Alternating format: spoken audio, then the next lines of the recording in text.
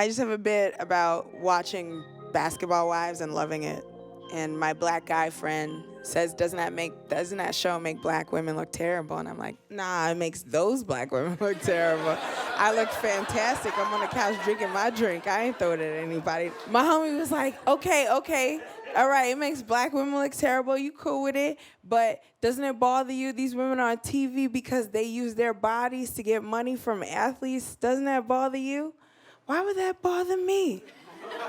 Men get so mad at women for getting by on their looks. Like it's not men letting women get by on their looks.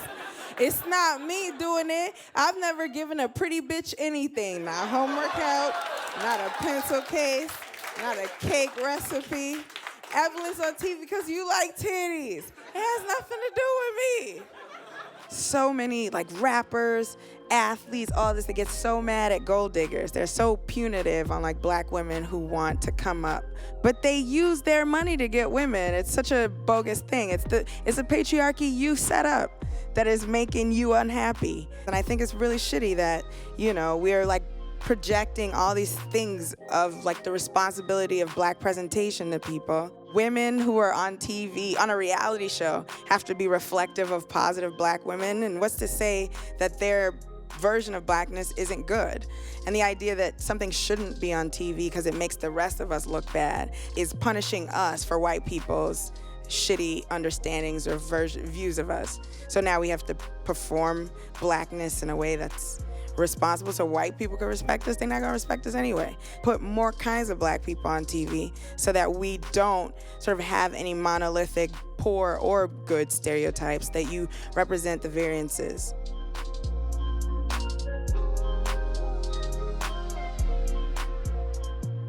Well, the politics of comedy as a black woman, where can I start? It's a hard, long slog. You know, because people always think I'm nice and shit because I wear bright colors and I have dimples. But, like, I am a raging bitch on the inside. You have no... Because I've been nice for, like, 30 years and I'm tired, you know? Like, I used to be a skinny white bitch from Maryland. I'm so tired.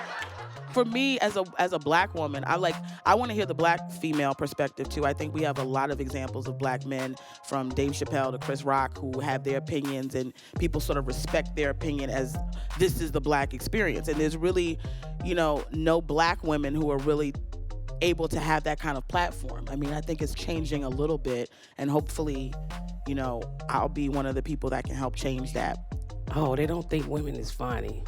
Then a lot of times, women get caught up with sleeping with people. Nobody wanted me. I wanted to fight all the time, and I demanded respect. I think that's why I put Miss in the front of my name. Like, Miss Pat is my stage name. They say we're not funny. All women talk about the same thing. That's not true. You know how many white boys out here do cat jokes? I hate cat jokes. As a woman in this business, it's hard enough to get bookings and the headlining spots anyway. And as a black woman, that counts against you even more. It's the same in Hollywood. It's the same in every industry, though. That's the thing. It's not just comedy. I used to be an engineer. I worked as an engineer and I came up against the same problems being a female engineer in a male-dominated industry, and a black female engineer at that. When it comes to being a black woman in comedy, I have to compete with black men to get their respect. They push their limits. They talk a lot of shit. They want to see if you can handle it. The worst thing you can do being a woman in comedy is to have a mental breakdown or cry. Like, if you get upset or take anything personally, they're like, oh, you can't handle this. Why are you doing this? So it is a lot of verbal abuse, but you just have to know how to dish it back. And most of the time when it comes, it can come from a jealous place, or it can come from a place of being like, I want to see what you're made of. Like, I want to test you. All fucking day and night. You can text. You know why, lady? Us men want to communicate with you, but they don't want to fucking talk to you. If a man can get you out your house, across town, and in his bed, and never hear your fucking voice, that is a fucking Christmas present every day for a fucking man. See? Look at these motherfuckers. Men don't like when women talk. So trying to navigate a world where men want you to shut up and girls learn that girls should shut up. So you've got to find a way to make people who don't like the tone of your voice or your pitch to listen. If you talk about girl shit, it's not funny, Like, men talk about their dicks all the time, but if you talk about your pussy or your period or dating or, feeling insecure about your body, now it's a girly bit. and when insecurity is a universal experience. Yes, that's a lot of moving. I'm on my period, so I can't be shaking it up and down. I got a fat pad. You know, they got fat pads now for fat bitches. This is what happens. They want it to be a war between skinny bitches and fat bitches over pads. The fat pad is so different than the skinny pad because the skinny pad for the skinny bitches has integrity. It's in a little purple box, and it's got always written in calligraphy. And the commercial, the bitch is like, always. And you're like, what, bitch? You got what? Oh, shh. I'm bleeding. And then the fat pad is called Forever. And it's in a big black box with chains. And it's 3 dudes in the commercial beatboxing, pegs. Then the fat bitch comes out through the smoke. Hey, I'm on my period. I'm bleeding to death. And then you add blackness on top of it. You have people, black people even have told me this, don't talk about race too much. You want to alienate the audience. And it's like, well, that's, I guess, 95% of my experience, race. So you're asking me to not be an authentic human so as to please. So you're basically asking me to do white dude comedy, and I'm not a white dude. So it's not going to work. It took a while, but I got to the point where I'm going to talk about race because I feel like it. I was talking to this white guy, and there's this thing that happens with white guys where they don't know black women are people. So they say the weirdest things to you. Like this dude, he was like, hey, I'm hot, you're hot. Let's make beautiful interracial babies together. I know.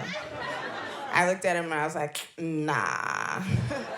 Not because I'm against interracial dating. Please, have a marble swirl cake party. That's good for you. But he said beautiful interracial babies. And I'm shallow. And I'm petty. So why would I purposely get with you to make a person hotter than me? Why would I do that? That's ridiculous. Because home's supposed to be a sanctuary. So how is mommy supposed to love herself when there's some Lisa Bonet, Halle Berry looking ass kid sitting on my couch watching SpongeBob with her pretty green eyes? No!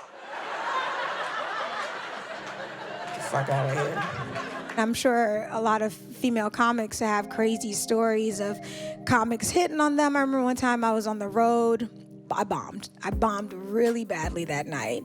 And the headliner, he called me. He was just like, how you doing? And I was just like, oh, I'm feeling down. And he was just like, oh, why don't you come over to my room? Now, in hindsight, I'm listening to that. I'm just like, well, this sounds like some bullshit or a setup. But I just bombed. I bombed for 20 minutes straight. I'm feeling down. This guy seemed nice enough, and he's just like, oh, come through. I didn't want to sit there by myself. So I was like, all right. So I came in, and dude answered the door naked. I mean, so it's shit like that happens. You're just like, what the fuck is going on here? So at that point, I'm just like, well, I guess I'm going to have to be sad by myself in my room because he's clearly let me know that he's offered me dick. I don't think he just accidentally got out the shower and didn't have a chance to put clothes on. A lot of times you hear black male comics talk about black women because that's the first thing that they can, touch. And sometimes it's disparaging. It's always my girlfriend and she, and it's like not all you motherfuckers is dating the same hood ass bitch. And then half the time you see them and it's like, you're giving this experience of a black woman, but you're not even with a black woman. So that can be frustrating. Comedy is important. People take that shit seriously, and if that's the way you're presenting black women, that's why we're having a lot of the problems we have. And I can say that for black women as well, how they represent black men. It's not every time you talk about black people, we broke, we poor, we ignorant, we don't know what's going on. You can go further than that for a joke. I tweeted a joke. The Mayweather-McGregor fight was happening. And the joke was, being a black woman is hating a shitty black dude, but still having to root for him because the white dudes who hate him are a little too heritage, not hate. I had all of these people calling me a racist, sending me pictures of Trump, sending me pictures of Mayweather and Trump. Pictures of Trump in your phone feel like terrorism. All I wanted to do was talk about the complicated identity of being a black woman loyal to black men who also harm you. And when that loyalty sort of supersedes any frustrations you might have with a black man, because the affront from whiteness is great. And that's all I wanted to explore, the complications of black female identity. When it comes to the comedy world, when they view a black woman, it seems it's like two main options, and those two options are, like wavy hipster black girl who's funky and eclectic and probably dates a white guy and like, my white boo is amazing. Like, that's acceptable because it's not threatening, and it's comforting because it's something that they can relate to. And the other side of it is like super heavy-set, sassy black woman who goes up on stage and like eats a chicken wing in front of everybody. Like, she's amazing. That's why I'm neither one of those. Natalie Portman should not be the next female Thor. She's 5'3", 118 pounds. I pooped Natalie Portman out on a green smoothie day. You know how frustrated it is? Like, I'm a strong black woman, but I can't be a hero. Like, come on, in a real world scenario, if any of you were trapped by a villain, and it was like, you got two people that could come save you. Natalie Pee-wee Portman. Or Chloé Thunder Thighs Hilliard. You be like... Well, I can only speak for myself. I think that I'm intelligent enough. I do have a Bachelor of Arts degree in English, and people don't always know that, but I'm quick to let them know in a different type of setting. I think that I can stand toe-to-toe with any white woman doing sexually explicit comedy. You can take cuss words and put them in a black woman's mouth, and they will somehow sound more vulgar than they are when they come out of white woman's mouth. That's just because of the power of our blackness, the power of our strength. But you know that you can get catfished with a dick, ladies? Because how come every dick come up in your phone's a beautiful, hard, veiny cock? How come everybody that's texting, everybody's texting dick's got a beautiful dick? Their dick is just beautiful. Everybody? Really? No. No, it's not like that. Then, I'm not saying that I fuck motherfuckers off Facebook, but what had happened was this one time, when Facebook first came out, I met this little shawty, you know what I'm saying? And, we met at a mutual spot. And the motherfucker got naked and shit. And we got in the bed, and I was looking at the dick, and I was looking at the phone, I was like, hey.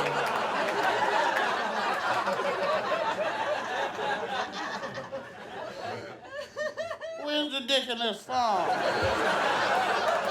No, where's the mole? There's a mole right there. When men get up on stage, the assumption is that they're going to be funny until they prove that they're not. When a woman gets up on stage, there's an assumption that she's not going to be funny until she proves she is. And that's the main difference. And the politics that I'm talking about here is, so you got that, you got to prove that you're funny, but you've also got to be reasonably attractive, unfortunately. A lot of women comics are, they're worried about what they look like or whether men are going to be attracted to them, even when they're doing their comedy. As a woman who's gay, I don't give a fuck. I get up on stage and I'm like, I'm just gonna be funny. I don't care whether you want to fuck me or not. I don't give a shit. If I need to make myself ugly for a joke, I will, because I don't care. The thing I think about being a woman and a black woman, you're told, here's a beauty standard you need to meet, right? And then when you meet it, because society tells you to, they're like, oh, okay, so you want to be white now? Oh, so you want to be you want to be this, you want to be that? I want a girl that looks naturally beautiful. I want a girl with stretch marks. It's like, okay, well, this girl has stretch marks and she's ugly. It's like, so what do we do? If you're ugly, you're losing. If you are pretty, you're also trying too hard. Y'all told us this straight hair is pretty, but then if you have straight hair, oh, you're trying to be a white girl. Or you got blue contacts. Who told you blue eyes were pretty? You're trying to be white. And as a woman, it's even worse for us. At least ugly guys can still get on. Ugly dudes can do comedy, and it's so real, it's so gritty, it's so How many ugly women or women who are not considered, conventionally attractive are blowing up right now? Exactly. Politics as a female comedian. This is what we're up against. And a black woman at that, Jesus. Oh yeah, February and March, man, I'm super tired. Like February and March are the best months for black lady comedians because that's Black History Month and then follow right up by Women's History Month. This is when we stack our bread, right? Before we go back to being invisible. Not a joke. All right. Well, I mean, you look at a comedy calendar, it's mostly filled with men. It's 52 weeks in a year, and you might have 6 women out of the whole year that come through that comedy club. As a woman, I have to ask myself, why? I know more than funny 6 fucking females. So to me, that's just unfair. Why are you booking all of these guys and only 6 women? Like, I'm a black woman and I play mainstream club. I literally only see me. If Lonnie Love is not on the road, or Monique, or some more, then that's it.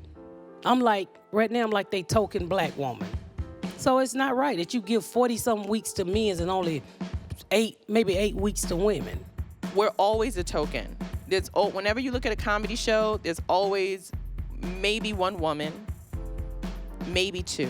They have a female host, then they'll have 5 comics on the show, and maybe 1 other woman will be on the show.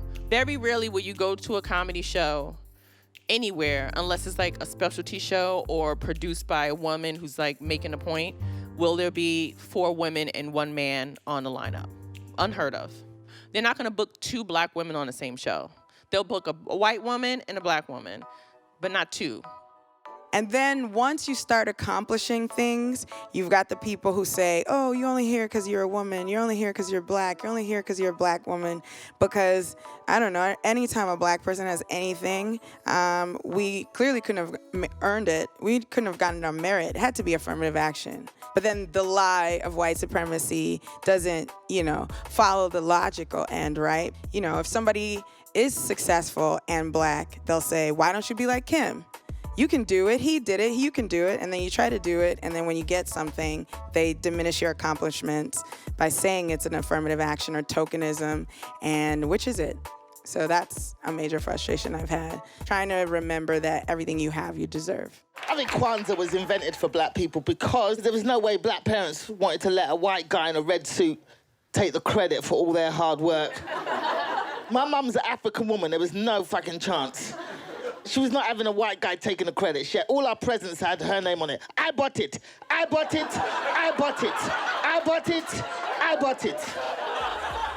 I've been out here hustling for years, and and you see people and you just go, it's hard not to look at people and go, how did you?